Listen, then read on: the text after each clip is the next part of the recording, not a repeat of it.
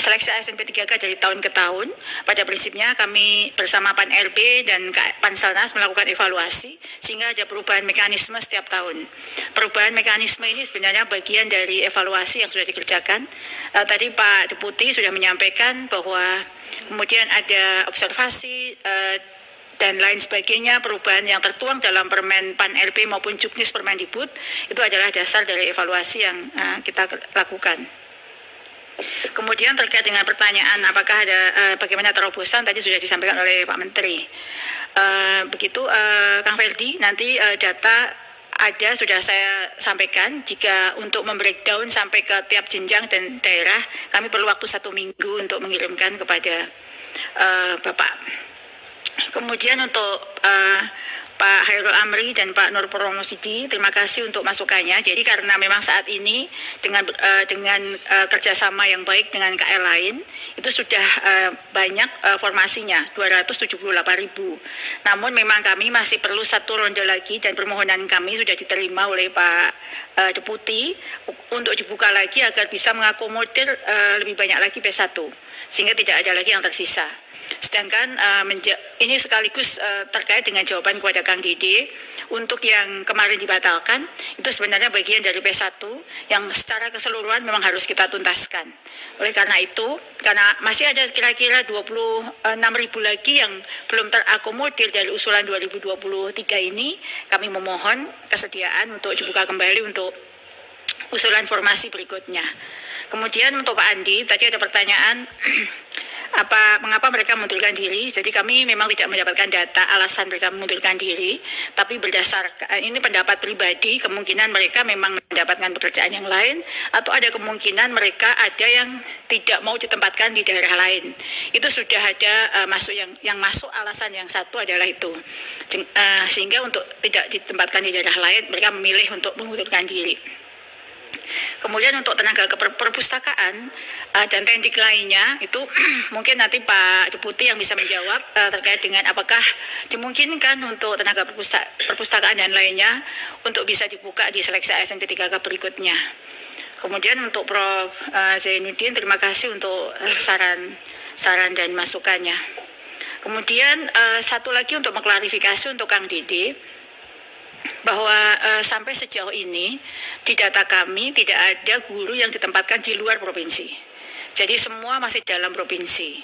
Tapi untuk guru SMA, SMK, dan SLB, memang dia dimungkinkan untuk berpindah kabupaten. Karena kewenangan untuk SMA, SMK, dan SLB adalah satu provinsi. Tapi kalau untuk ditempatkan di luar provinsi, memang tidak ada.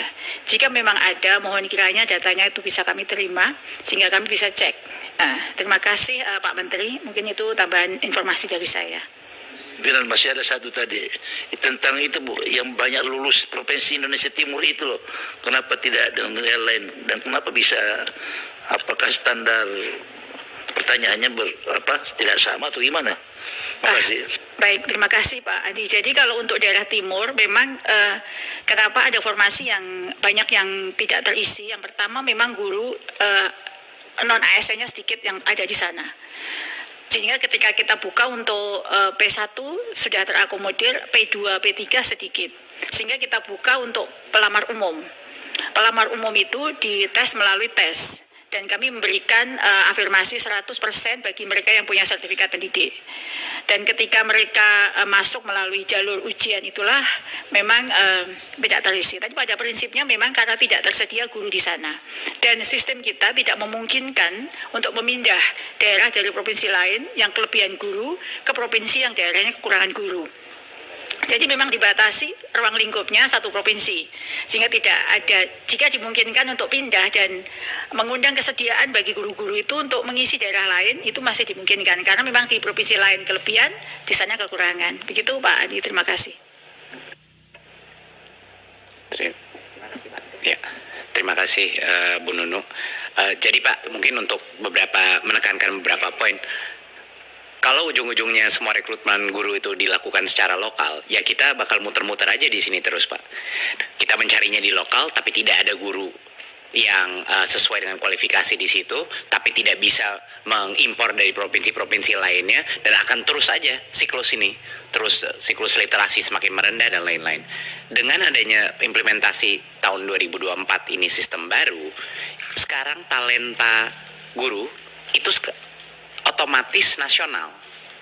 Jadi nasional, semua demand dan supply itu terjadi secara nasional. Udah nggak ada lagi sekat-sekat. Ini hanya talenta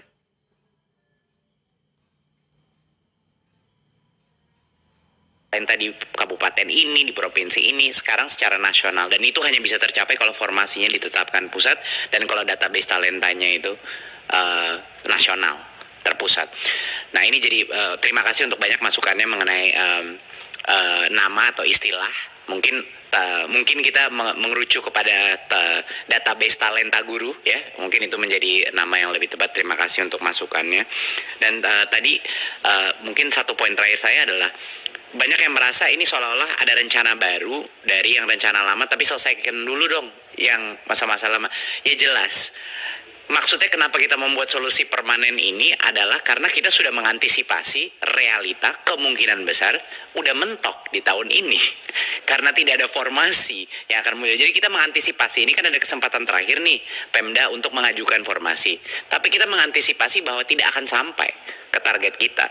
Sehingga satu-satunya solusi untuk bisa mencapai goal kita adalah dengan melakukan formasi pusat.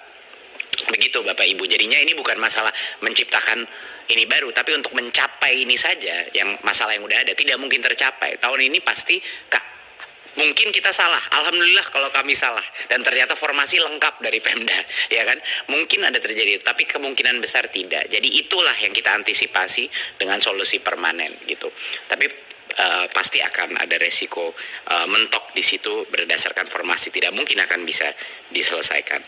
Menurut saya itu yang bisa saya jawab dari beberapa masukan. Saya juga sudah menanya dari kementerian lain, kayaknya cukup sekian. Jadi kami persilakan kembali ke Pak Ketua. Terima kasih. Terima kasih Mas Menteri. Saya sedikit saja. Ini menyangkut soal tadi kan katanya akan mentok di tahun ini. Kalau menurut saya karena PJ itu akan dilakukan di dalam waktu dekat ini, khawatirnya nih para kepala daerah akan sudahlah lepasin aja. Dan ini pasti tidak akan jalan. Dari Kemendagri ini penting sekali untuk kira-kira apakah nanti ada task yang diberikan kepada PJ untuk menyelesaikan ini. Supaya tidak selesai, maaf kepala daerah mengatakan saya sudah mau selesai ini, gak usah diterusin. Bisa nggak Pak Mendagri dari Kemendagri menjelaskan ini? Kang Dede Ledia. Terkait dengan PJ ini di dapil saya tahun kemarin udah mulai, jadi ada PJ udah dari tahun kemarin. Kemudian ada yang PLT, habis PLT nanti mau dijadiin PJ. Belum tentu orang situ kan gitu. Belum tentu dia memahami